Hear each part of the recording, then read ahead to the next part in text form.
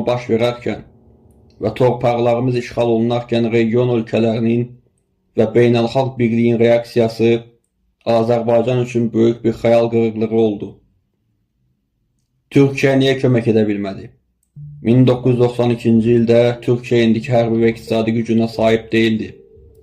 Ölkə daxilində ciddi siyasi qeyri-sabitlik, koalisiya, hökumətlərinin zəifliyi və PKK terroru ilə gərgin mübarizə gedirdi.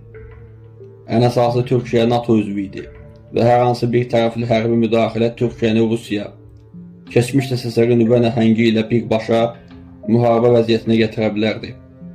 O dövrün Rusiya rəhbərliyi, məsələn Marşal Yevgeni Şapoşnikov açıq şəkildə bəyan etmişdi ki, Türkiyənin Qarabağa müdaxiləsi 3-cü Dünya müharibəsinə səbəb ola bilər. Qərb dövlətləri də Türkiyəyə bu məsələdə neytral qalması üçün ciddi təzyiqlər edirdi. Buna baxmayaraq Türkiyə Azərbaycana gizli hərbi məsləhətçilər, humanitar yardım göndərir və beynəlxalq arenada onun səsini duyurmağa çalışırdı. Lakin birbaşa ordusunu yeritmək imkan xaricində idi. İran niyə kömək etmədi və hansı mövqeyi tutdu? İran İslam Respublikası özünü müsəlmanların hamisi kimi təqdim etsə də, Qarabağ münaqişəsində tamamilə praqmatik və Azərbaycanın əleyhinə olan gizli bir siyasət yürütdü. Tehranın ən böyük qorxusu şimalda müstəqil, demokratik, dünyəvi və Türkiyə ilə müttəfiq olan güclü bir Azərbaycan dövlətinin yaranması idi.